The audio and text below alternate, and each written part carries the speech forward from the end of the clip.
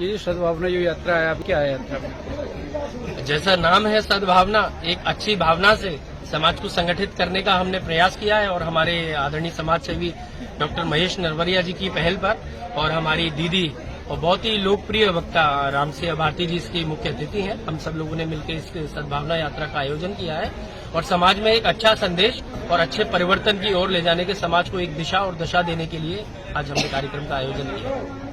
आगामी विधानसभा चुनाव को लेकर ये सद्भावना यात्रा इसी समय क्यों निकाली गई है? चुनाव से आप देख रहे हैं इसको, आपका देखने का अपना नजरिया है, उसका मैं सम्मान करता हूं, लेकिन हम लोग ऐसे काम निरंतर करते रहते हैं। आज से कुछ ही महीने पहले, आपको शायद पता नहीं है, हमने एक मेडिकल कैंप भी लगवाया था डॉक्टर साहब ने अपने गांव के अंदर, और आप इस चीज की जानकारी ले लीजिएगा। और निरंतर चुनाव के पहले और चुनाव के बाद हम लोग कार्य करते रहते हैं, हमारी गाड़ी बंद नहीं होती, निरंतर चलती रहती है। इसलिए आप इसको चुनावी दृष्टि से देख रहे हैं तो भी हम उसका स्वागत करते हैं, परंतु इसमें चुनावी उद्देश्य नहीं है। हाँ, ये बात सही है कि मैं राजनीति कर रहा हूँ, तो भाई मैं जहां भी जाता हूं अपने लिए बात करता हूं, लोगों में अपनी बात रखता हूं, लेकिन ऐसा नहीं है कि इस यात्रा का मकसद राजनीतिक नहीं है। आगामी विधानसभा चुनाव होने को है, ऐसे में समाज को एकत्रित करना, जी, ये सर्व समाज को एकत्रित करना आगामी विधानसभा के लिए कितना महत्वपूर्ण हो सकता है, ये आप बताएं।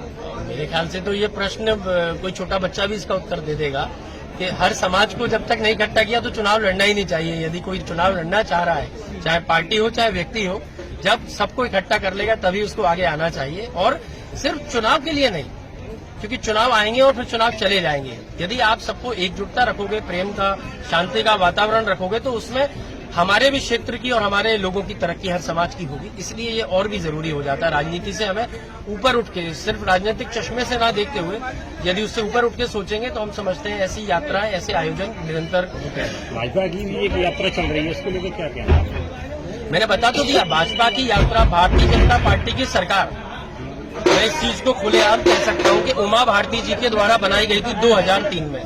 उनके चेहरे पर बीजेपी आई थी। निवेदन है, ये कार्यक्रम अपना 2003 में जब कांग्रेस की सरकार थी, दिग्विजय सिंह जी मुख्यमंत्री थे, उसके बाद उमा भारती जी के चेहरे पर भारतीय जनता पार्टी को एक पुनर्जन्म मिला या जीवित हुई मध्य प्रदेश में।